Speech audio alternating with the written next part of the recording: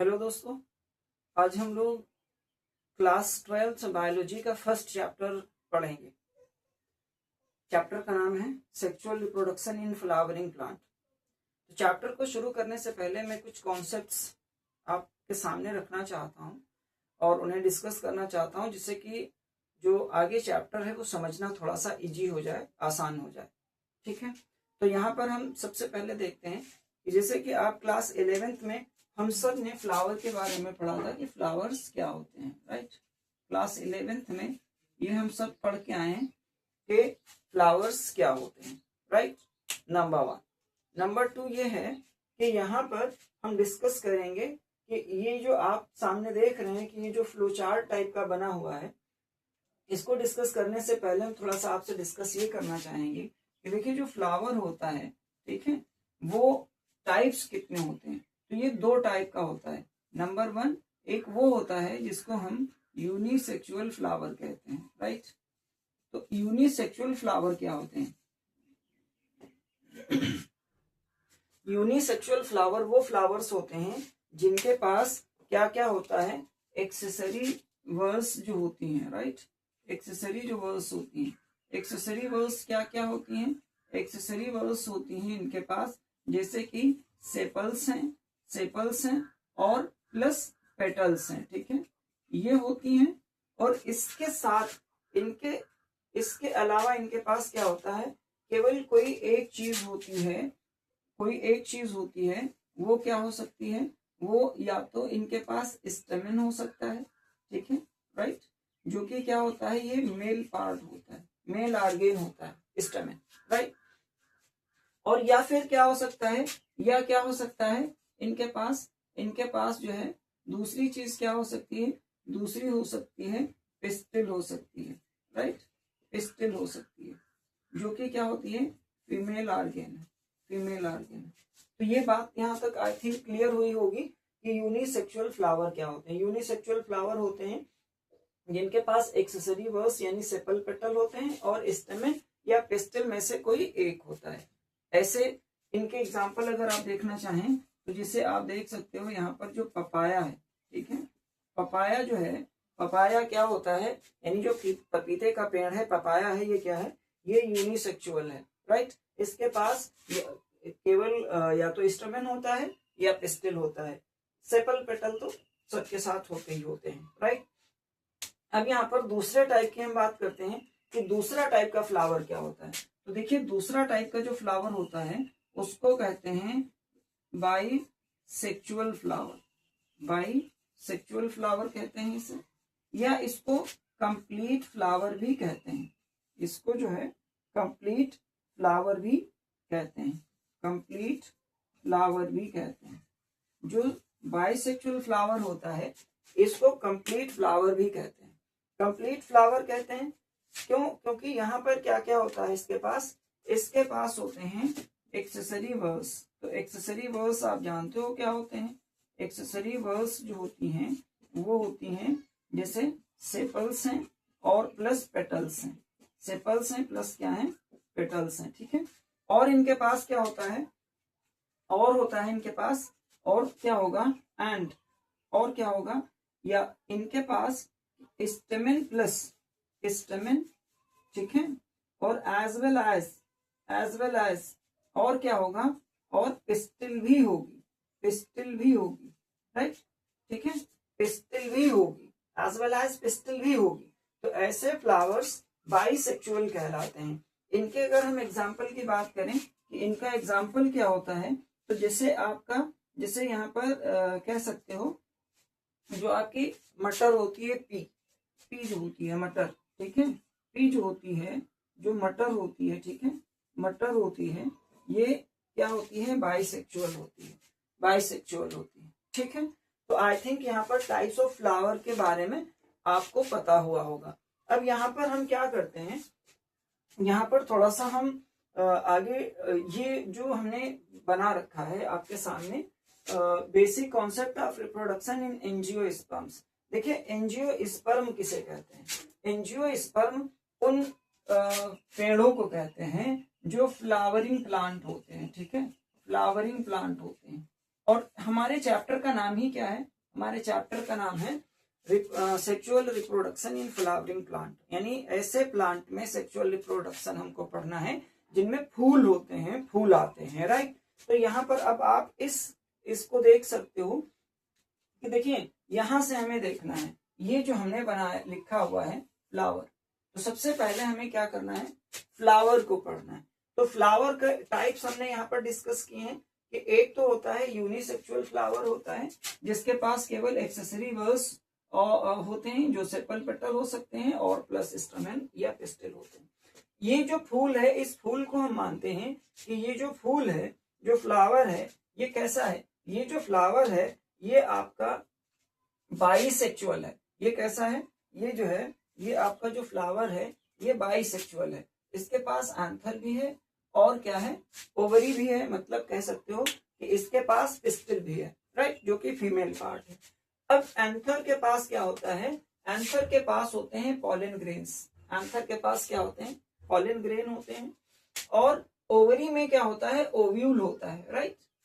अब pollen grains और ovules, इन सब में क्या होता है, मियोसिस होती है। क्या होती है, मियोसिस होती है। मियोसिस क्या है, क्लास 11 में आप पढ़ चुके हो, ये एक टाइप का सेल डिवीजन होता है जिसको हम रिडक्शनल सेल डिवीजन भी कहते हैं, जिसको हम रिडक्शनल सेल डिवीजन भी कहते हैं। क्यों, क्योंकि इसमें क्या होता है कि इसमें जो अमाउंट ऑफ जेनेटिक मटेरियल होती है, यानी क्रोमोसोम्स होते हैं, उनकी जो नंबर होता है वो हाफ हो जाता है। यानी अगर हम ह्यूमन बीइंग की बात करें, if we take the example of the human being, तो ह्यूमन बीइंग में क्या होता है कि हम लोगों की सेल में 46 क्रोमोसोम्स होते हैं, राइट।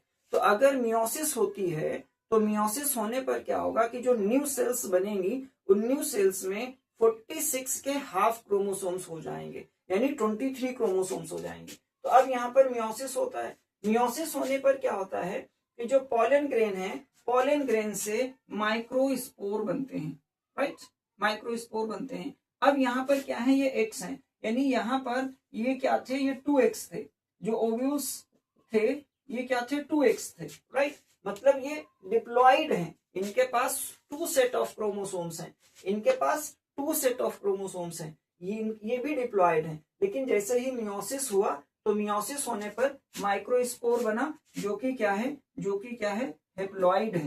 क्या है, हेप्लॉइड है, मतलब इसके पास केवल अब 1 सेट ऑफ क्रोमोसोम है, ठीक है। ओव्यूल से क्या बनेगा, मेगास्पोर, जो कि ये भी हेप्लॉइड है, राइट। अब जो मेगास्पोर है, वो मेगास्पोर क्या बनाएगा, मेगास्पोर फीमेल गेमेटोफाइट बनाता है, और जो माइक्रोस्पोर है वो मेल गेमेटोफाइट बनाएगा, राइट। अब ये फीमेल गेमेटोफाइट क्या करेगा, ये फीमेल गेमीट का फॉर्मेशन करता है, राइट। और जो मेल गेमेटोफाइट है, ये मेल गेमीट का फॉर्मेशन करता है। अब इन दोनों का क्या है, इन दोनों का अगर फ्यूजन हो जाता है, फ्यूजन होता है, फ्यूजन को ही आप क्या कहते हो, फर्टिलाइजेशन कहते हो। आप याद करिए सेक्सुअल रिप्रोडक्शन, क्योंकि हम सेक्सुअल रिप्रोडक्शन ही तो यहाँ पढ़ रहे हैं।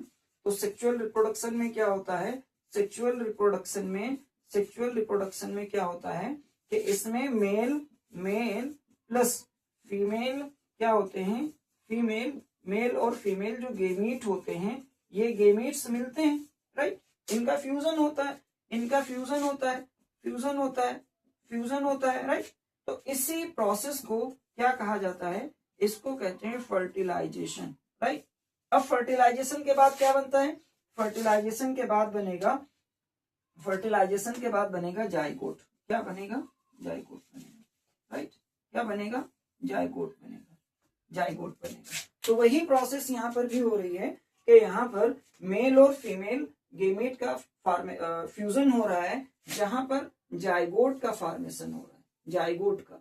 अब जाइगोट क्या है, ये 2x है, 2x का मतलब क्या है, अब ये फिर से डिप्लॉइड हो गया। देखिए यहाँ से जो सफर तय हुआ था, जहां से शुरुआत हुई थी, पॉलन ग्रेन्स जो थे ये भी डिप्लॉइड थे, ओव्यूल्स ये भी डिप्लॉइड थे, इनमें मियोसिस हुआ, मेगास्पोर बना, ये हेप्लॉइड है, माइक्रोस्पोर बना, ये हेप्लॉइड है, इनसे मेल और फीमेल गेमेटोफाइट्स बने, मेल और फीमेल गेमेटोफाइट से फीमेल और मेल गेमीट बने, इनका फ्यूजन हुआ और क्या बना, जाइगोट बना।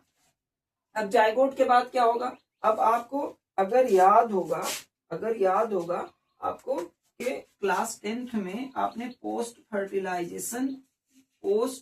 फर्टिलाइजेशन अगर आपने पढ़ा होगा तो पोस्ट फर्टिलाइजेशन इवेंट्स में आपने क्या देखा होगा कि यहाँ पर क्या होता है कि जो जाइगोट था, राइट, जाइगोट ने क्या बना दिया था, एम्ब्रियो बनाया था, जाइगोट ने एम्ब्रियो बना दिया था, ठीक है। जो ओव्यूल थे, ओव्यूल, राइट, ओव्यूल से क्या बना था, इससे सीड्स बने थे, क्या बने थे, सीड्स बने थे। और जो एक्सेसरी वर्ल्स होते हैं, एक्सेसरी वर्ल्स क्या होते हैं, जैसे कि सेपल्स और पेटल्स, ये क्या होते हैं, ये सूख कर गिर जाते हैं, ये सूख कर गिर जाते हैं। और जाइगोट जो है वो एम्ब्रियो बनाता है, ओव्यूल जो है क्या बनाते हैं, सीड बनाते हैं। और इसके अलावा सबसे बड़ी चीज क्या है, वो है ओवरी। तो ओवरी क्या बनाती है, ओवरी बनाती है फ्रूट, यानी कोई भी फल जो आप खा रहे हो, इसका मतलब है किसी भी फूल की आप ओवरी को खा रहे हो, राइट, ठीक है। तो यहां तक अगर ये क्लियर हुआ है तो अब आगे हम लोग डिस्कस करते हैं as per your NCERT syllabus और फर्दर चैप्टर शुरू करते हैं। तो दोस्तों अब हम शुरू करेंगे स्टमन, माइक्रोस्पोरेंजिया और पॉलन ग्रेन, राइट, ये हमारा एनसीईआरटी का टॉपिक है। इस पे अब हम देखेंगे कि स्टमन क्या होता है, माइक्रोस्पोरेंजियम और पॉलन ग्रेन क्या होते हैं। देखिए स्टमन जैसा कि हम अभी पहले डिस्कस कर चुके हैं कि जो स्टमन होता है ये मेल पार्ट होता है किसी भी फ्लावर का, राइट। तो अगर आप स्टमन का स्ट्रक्चर यहाँ पर आप देखना चाहते हो तो यहाँ पर देख सकते हो कि ये जो हमने पूरा ये स्ट्रक्चर बनाया है, ये पूरा का पूरा स्ट्रक्चर जो है क्या है, ये स्टमन का है। यहाँ पर आप ऐसे देख सकते हो कि स्टमन का ये पूरा समझ लो ऐसे एक स्ट्रक्चर होता है, जिसमें दो चीजें होती हैं, एक एंथर होता है, राइट, ठीक है, एंथर, और दूसरा क्या होता है, फिलामेंट। ये दो चीजें होती हैं किसी भी स्टमन के अंदर, दो चीजें होती हैं, एक एंथर होता है और फिलामेंट होता है। ये एक स्ट्रक्चर होता है एंथर स्टमन का, राइट। अब यहाँ पर आप कुछ ऐसे फिगर देख सकते हो कि देखिए ये जो आपका स्टमन होता है, स्टमन में दो चीजें हैं, एंथर है जो कि बाइलोब्ड होता है। बाइलोब का कहने का मतलब क्या है कि सपोज ऐसे यहाँ पर हम आपको दिखाते हैं कि यहाँ पर क्या है कि ये बाइलोब्ड होता है। अब बाइलोब्ड होने के लिए क्या है,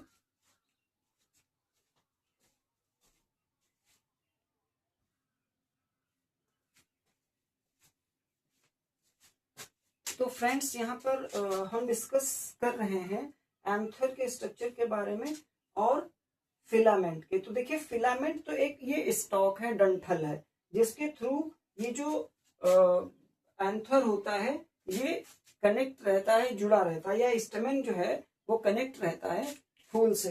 तो यानी ये जो आपका फिलामेंट होता है, ये फिलामेंट का काम क्या होता है, इसका जो प्रॉक्सिमल एंड होता है, ये नीचे का, यहाँ पर आप ये देख सकते हो, ये इसका प्रॉक्सिमल एंड है। तो ये प्रॉक्सिमल एंड क्या है, ये थैलेमस से या जो पेटल होती हैं फूल के उससे अटैच्ड रहता है।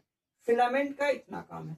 हमें देखना क्या है, हमें एंथर का मेनली और स्पेशली हमको एंथर का जो है स्ट्रक्चर देखना है कि एंथर क्या होता है और इसमें जो पॉलन ग्रेन होते हैं उनका कैसे फॉर्मेशन होता है। तो देखिए जो एंथर होता है वो होता है बाइलोब्ड का मतलब ये होता है कि यानी ये यहाँ पर आप ऐसे देख सकते हो, अगर हम ऐसे कहें तो ये यहाँ पर आप ऐसे देख सकते हो, यहाँ पर अगर हम ऐसे यहाँ पर करके आपको बना के दिखाते हैं तो ये कुछ इसका स्ट्रक्चर इस टाइप से होता है, इस टाइप से ऐसे होता है, ठीक है। अब ये देखिए इसमें क्या है, लोब का मतलब है कि इसको ऐसे आप कह सकते हो लेफ्ट और राइट के आप ऐसे डिवाइड कर सकते हो। यानी यहाँ से अगर आप डिवाइड करते हो तो एक लोब ये हो गया, ठीक है, और दूसरा लोब क्या हो गया, ये हो गया, राइट। तो यानी जो एंथर होता है वो बाइलोब्ड होता है, एंथर बाइलोब्ड होता है। अब आप देख सकते हो कि एक लोब जो है, इस एक लोब में दो, यहाँ पर देखिए ये दो स्ट्रक्चर्स आपको ये दो सर्किल जैसे दिख रहे हैं, राइट। तो ये जो एक सर्किल है, ये एक सर्किल, ये जो एक सर्किल जैसा स्ट्रक्चर दिख रहा है ये क्या है, ये है थीका। यानी एक लोब में दो थीका होते हैं। यानी अगर हम ऐसे यहाँ पर आपको स्ट्रक्चर ऐसे बना के हम दिखाएं तो देखिए ये क्या है, ये चार कॉर्नर्स इसके दिख रहे हैं, चार कॉर्नर्स इसके क्या है, दिख रहे हैं। अब ये एक लोब है और एक ये लोब है, एक ये लोब है, एक ये लोब है। इस लोब में ये दो कॉर्नर्स चले गए, तो ये एक लोब है लेकिन दो थीका है इसके पास, तो यानी ये डाईथीकस है। और ये दूसरा लोब है, तो इस लोब में भी ये दो क्या है, ये दो थीका है, तो ये भी डाईथीकस है। तो कुल मिला के अगर आप देखते हो तो एक एंथर में 4 थीका होते हैं, 2 लोब होते हैं और 4 क्या होते हैं, थीका होते हैं। इसीलिए जो आपका एंथर होता है वो कैसा होता है, 4 साइडेड होता है, यानी टेट्रागोनल होता है, 4 साइड होते हैं। और ये चारों साइड में कॉर्नर में इनके क्या होता है, स्पोरेंजियम होती है, यानी ये जो होती है ये स्पोरेंजियम होते हैं, ये स्पोरेंजियम होते हैं, ये स्पोरेंजियम होते हैं। इन्हीं स्पोरेंजियम में पॉलन सैक होती हैं, यानी वो थैलियां होती हैं जिनमें पॉलेंस बनते हैं, भरे होते हैं, ठीक है, राइट। तो ये यहाँ पर आपने देखा स्ट्रक्चर कि जो देखिए ये जो आपका स्टेमेन होता है, इस स्टेमेन की जो लेंथ है वो वेरिएबल होती है, यानी इस जो अलग अलग स्पीसीज के जो फ्लावर्स होते हैं उन अलग अलग स्पीसीज में इनकी जो लेंथ है वो वैरी करती है, अलग अलग होती है, राइट। दूसरा क्या है, अगर आप स्ट्रक्चर देखते हो तो स्टेमेन हमने आपको बताया कि ये बाई लोब्ड होते हैं और हर लोब में 2 थीका होते हैं, इसीलिए इसको डाईथीकस कहते हैं। एक बार अगर फिर से आप समझना चाहें तो समझ सकते हैं, जैसे ये हमारे पास चार जो है ये मार्कर हैं, ये मार्कर ये दो, ये एक साइड के हैं और एक ये साइड के हैं, तो ये एक साइड के 2 मार्कर मिलकर के एक लोब बनाते हैं, राइट। तो ये थीका है, ये 2 थीका हैं और एक लोब है। दूसरा लोब ये है जिसमें 2 थीका हैं। तो अगर पूरे एंथर में देखते हो तो 2 थीका हैं, 2 थीका हैं दोनों के पास और 2 लोब हैं, तो यानी ये बाई लोब है, एक लोब ये एक ये, तो बाई लोब यानी 2 लोब हो गए। और हर लोब में 2 थीका है, तो ये डाईथीकस है। कुल मिला के कितने थीका हैं, 4 हैं, कुल मिला के कितने हैं, 4 थीका हैं, ठीक है, राइट। यहां तक आई थिंक समझ में आया होगा। अब यहाँ पर क्या है कि जो एंथर है, माइक्रोस्पोरेंजियम जो होता है, यहाँ पर जो माइक्रोस्पोरेंजियम होता है, ये माइक्रोस्पोरेंजियम में फर्दर डेवलपमेंट होता है, तो ये पॉलन सैक का फॉर्मेशन करते हैं, पॉलन सैक का फॉर्मेशन करते हैं। अब यहाँ पर हम जो है अगर माइक्रोस्पोरेंजियम के बारे में डिस्कस करते हैं कि माइक्रोस्पोरेंजियम क्या होता है, ठीक है। तो दोस्तों अब हम डिस्कस करेंगे माइक्रोस्पोरेंजियम के बारे में। माइक्रोस्पोरेंजियम के बारे में डिस्कस क्या करना है, किसका स्ट्रक्चर देखना है, ठीक है। तो जैसा कि यहाँ पर देखिए, ये आप देख सकते हो कि एक एंथर का हमने स्ट्रक्चर बनाया। इस एक एंथर में ये क्या है, 2 लोब हैं, एक लोब ये है, राइट, और एक लोब ये है, 2 लोब है। हर लोब में 2 थीका है, एक थीका ये है और एक ये है, तो हर लोब में क्या है, थीका है। इन्हीं थीका में क्या है, इन्हीं थीका में क्या है, माइक्रोस्पोरेंजियम है, माइक्रोस्पोरेंजियम है। और ये माइक्रोस्पोरेंजियम की क्या बनाती है, पॉलन सैक बनाती है, ठीक है, यानी ऐसी थैलियां बनाती हैं जिनमें पॉलन ग्रेन भरे होते हैं। अब देखिए जो माइक्रोस्पोरेंजियम है, इस माइक्रोस्पोरेंजियम को एज पर एनसीईआरटी हमने यहाँ पर एक डायग्राम टाइप का बनाया है, ठीक है। अब देखिए जो माइक्रोस्पोरेंजियम होती है, ये माइक्रोस्पोरेंजियम कितनी लेयर से बनी होती है, तो जो भी माइक्रोस्पोरेंजियम होती है तो इसमें 4 लेयर्स होती है, राइट, इसमें 4 लेयर्स होती हैं। 3 लेयर का काम क्या होता है, तो ये 3 लेयर है, ठीक है, एक 3 लेयर है। ये 3 लेयर क्या क्या है, ये 3 लेयर आपकी सबसे आउटर मोस्ट है जिसको एपिडर्मिस कहते हो, राइट। नंबर 2 क्या है, जिसको आप इंडोथीसियम कहते हो, इंडोथीसियम कहते हो। और नंबर 3 क्या है, नंबर 3 है जिसे आप मिडिल लेयर कहते हो, जिसे आप क्या बोलते हो, मिडिल लेयर हो, ठीक है। चौथी और फोर्थ और लास्ट जो आपकी लेयर होती है, फोर्थ लेयर जो होती है, फोर्थ लेयर, उसको हम अलग लिख रहे हैं। क्यों अलग लिख रहे हैं, ये अभी हम डिस्कस करेंगे। जो फोर्थ लेयर होती है जिसको क्या बोलते हो, जिसको कहते हो टैपिटम, ये आपकी फोर्थ लेयर है, राइट। तो यहाँ पर आप देख सकते हो कि यहाँ पर क्या है कि एक आउटर मोस्ट लेयर है, इस आउटर मोस्ट लेयर का नाम क्या है, एपिडर्मिस है। दूसरी लेयर क्या है, दूसरी लेयर ये जो रेड कलर की, ये जो आप देख रहे हो, ये जो रेड कलर की आपको एक लेयर दिख रही है, ये लेयर क्या है, ये लेयर है इंडोथीसियम, राइट, इंडोथीसियम है। फिर इसके बाद क्या है, इसके बाद आप फिर से देखते हैं एक ब्लू कलर की ये वाली लेयर जो आपको दिख रही होगी, ये वाली जो लेयर दिख रही है, इस लेयर को कहते हैं, इस लेयर को कहते हैं मिडिल लेयर, राइट। और जो लास्ट और फोर्थ लेयर है जो ब्लैक कलर की ये वाली आप देख रहे हो, ये यहाँ पर, ये क्या है, ये टैपिटम है, ये क्या है, टैपिटम है, ठीक है। अब ये जो है, ये जो टैपिटम है, इसका फंक्शन क्या होता है, इस टैपिटम का फंक्शन होता है, अगर हम कहें कि टैपिटम का फंक्शन क्या है, तो टैपिटम का जो फंक्शन है वो क्या करता है, नरिशेस डेवलपिंग पॉलन ग्रेन्स। क्योंकि ये जो टैपिटम है ये सबसे अंदर हो, मतलब ये जैसे मान लीजिए ये पूरा एक जो है, ये पूरा एक मान लो क्या है, ये पूरा आपका एक थीका है, ये एक पूरा थीका है। इस थीका में ये 4 लेयर है, ठीक है, माइक्रोस्पोरेंशियम है, माइक्रोस्पोरेंशियम की ये 4 लेयर है। चारों लेयर में एक एपिडर्मिस है, दूसरी एंडोथीसियम है, तीसरी मिडिल लेयर है, और last and fourth one is tapetum. What is the function of the tapetum? Tapetum का फंक्शन है कि ये जो डेवलपिंग पॉलन ग्रेन्स होती हैं उनको ये नरिश करता है, यानी उनको पोषण देता है, उनको खाना पीना देता है, जिससे कि जो पॉलन ग्रेन है वो डेवलप हो सके, राइट, ठीक है। इसके अलावा क्या है कि जो टैपिटम है, टैपिटम की जो सेल्स होती हैं, इन सेल्स का जो साइटोप्लाज्म होता है वो बहुत ही डेंस होता है, घना होता है।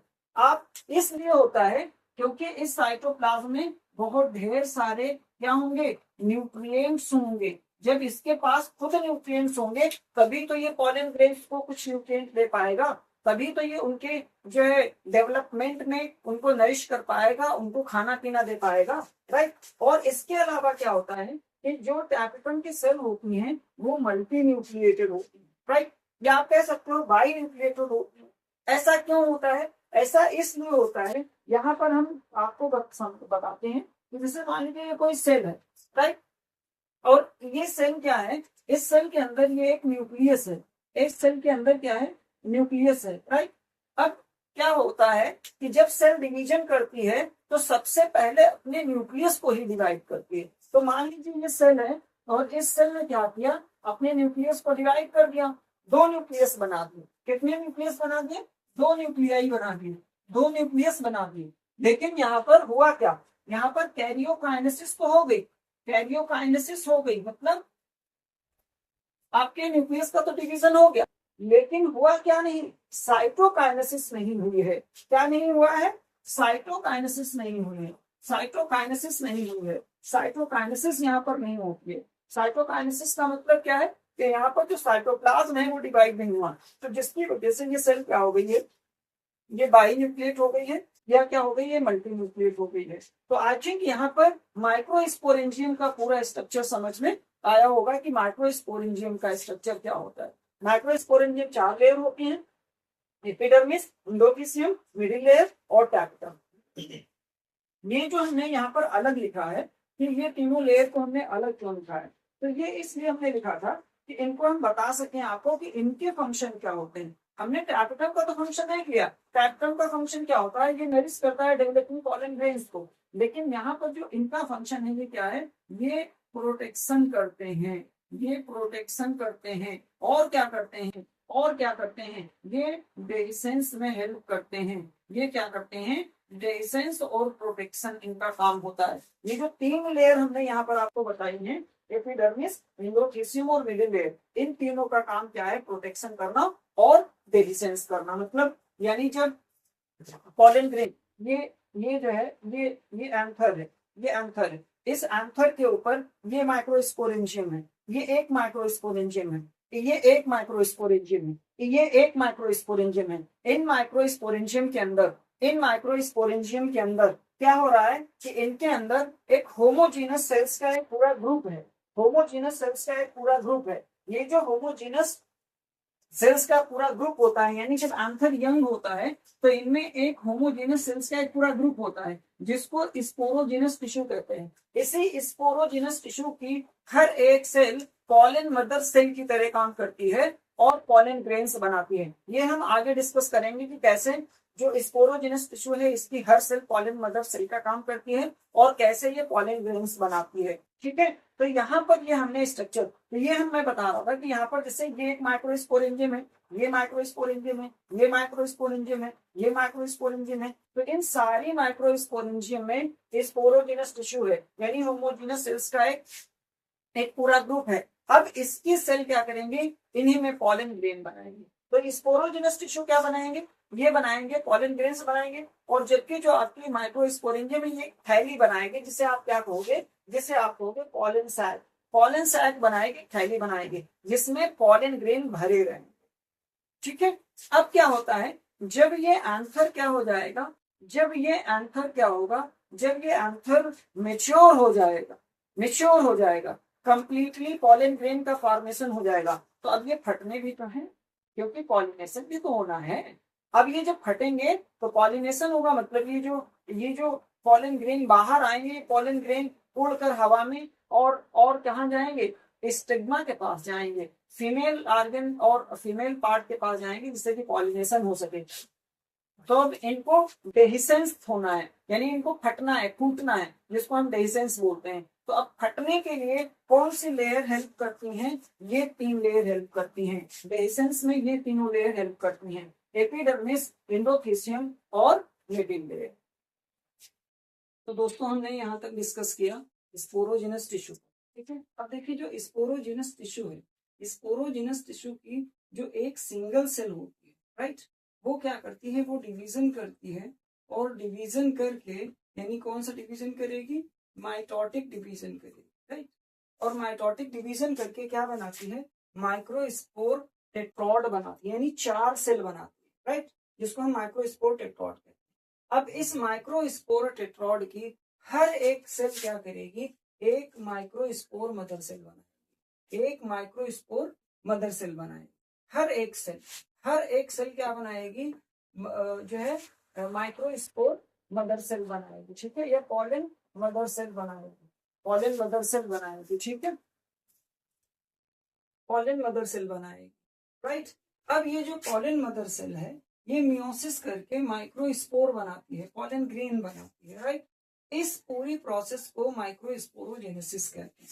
इसको माइक्रोस्पोरोजेनेसिस कहते हैं, यानी माइक्रोस्पोर मदर सेल से माइक्रोस्पोर बनने की प्रोसेस को, यानी माइक्रोस्पोर मदर सेल से माइक्रोस्पोर के बनने की प्रोसेस को माइक्रोस्पोरोजेनेसिस कहते हैं। तो अगर माइक्रोस्पोरोजेनेसिस की डिफिनेशन लिखनी है तो आप क्या लिखोगे, formation of microspore from microspore mother cell is called microsporogenesis. अब हम यहाँ पर पॉलन ग्रेन के स्ट्रक्चर को देखेंगे। तो देखिए जो पॉलन ग्रेन होता है, पॉलन ग्रेन जो होता है ये स्फेरिकल, मोस्टली स्फेरिकल होते हैं, यानी गोल होते हैं, बॉल जैसे दिखते हैं, राइट। अब इनमें होता क्या है, इनमें 2 लेयर होती हैं, एक लेयर होती है एक्साइन और दूसरी होती है एंटाइन। एक्साइन जो होती है ये बाहरी लेयर होती है, जो कि स्पोरोपोलिनिन की बनी होती है। स्पोरोपोलिनिन क्या है, ये एक इतना रेसिस्टेंट ऑर्गेनिक मटेरियल है, यानी ये इतना ज्यादा मजबूत है, इतना ज्यादा स्ट्रॉन्ग है कि इस पर किसी भी टेम्परेचर का, किसी भी एसिड का, इवन एल्केलाई का और एंजाइम तक का किसी का भी कोई इफेक्ट नहीं पड़ता। यानी कहीं पर भी धूप में, एसिड में, एल्केलाई में, एंजाइमेटिक मीडियम में कहीं भी पड़ा रहे, इसके ऊपर कोई इफेक्ट नहीं पड़ेगा, राइट। दूसरा क्या है, दूसरी जो लेयर है वो है इंटाइन। इंटाइन क्या है, ये इंटरनल लेयर है जो कि थिन होती है और कंटिन्यूअस होती है, राइट। ये किस चीज की बनी होती है, ये बनी होती है आपके सेल्यूलोज प्लस पैक्टिन। और जो एक्साइन होती है ये कहीं कहीं पर अब्सेंट होती है, कहीं कहीं पर, यहाँ पर आप देख सकते हो, यहाँ पर अब्सेंट है, यहाँ पर नहीं है, यहाँ पर नहीं है, यहाँ पर नहीं है। ये एपर्चर्स होते हैं, राइट, जिनको हम जर्मपोर कहते हैं। जर्मपोर का काम क्या होता है, यहीं से जो पॉलन ट्यूब होती है वो जर्मिनेट करती है। तो यहाँ से क्या होता है, जर्मिनेशन ऑफ पॉलन ट्यूब होता है, जर्मिनेशन ऑफ क्या होता है, पॉलन ट्यूब होता है, राइट। ठीक है, अब यहाँ पर क्या होता है कि जो पॉलन ग्रेन होता है उसका जो साइटोप्लाज्म है, वो साइटोप्लाज्म इसके यहाँ बीच में भरा रहता है। इसके चारों तरफ, यहाँ पर आप ये देख सकते हो, ये इसके चारों तरफ, साइटोप्लाज्म के चारों तरफ प्लाज्मा मेम्ब्रेन होती है। इस साइटोप्लाज्म में 2 सेल होती हैं, एक वेजिटेटिव एक बड़ी सी सेल होती है, दूसरी जनरेटिव सेल होती है। वेजिटेटिव सेल के अंदर ही उसी के साइटोप्लाज्म में जो जनरेटिव सेल है वो फ्लोट करती रहती है। जैसे आपने देखा होगा बच्चों के खेलने के बॉल होते हैं, तो एक बड़ा सा बॉल होता है, उस बॉल के अंदर एक छोटी और बॉल पड़ी होती है, राइट। तो ऐसे आप समझ लो कि ये छोटी सी एक जनरेटिव सेल इसके अंदर पड़ी रहती है। इस जनरेटिव सेल का काम क्या होता है कि 60% जो प्लांट होते हैं उनमें क्या होता है, इसी 2 सेल स्टेज में ये जो पॉलन ग्रेन होता है ये जो है उससे एंथर के रप्चर होने से और पॉलन ग्रेन बाहर आ जाता है, यानी एंथर फट जाता है और पॉलन ग्रेन बाहर आ जाता है 60% स्पीसीज में या 60% प्लांट में। 40% में क्या होता है कि पॉलन ग्रेन अभी उसी में एंथर में ही है और उसी में जो जनरेटिव सेल है वो माइटोटिक डिवीजन कर लेती है और माइटोटिक डिवीजन करके 2 मेल गैमेट्स बना देती है। Thank you.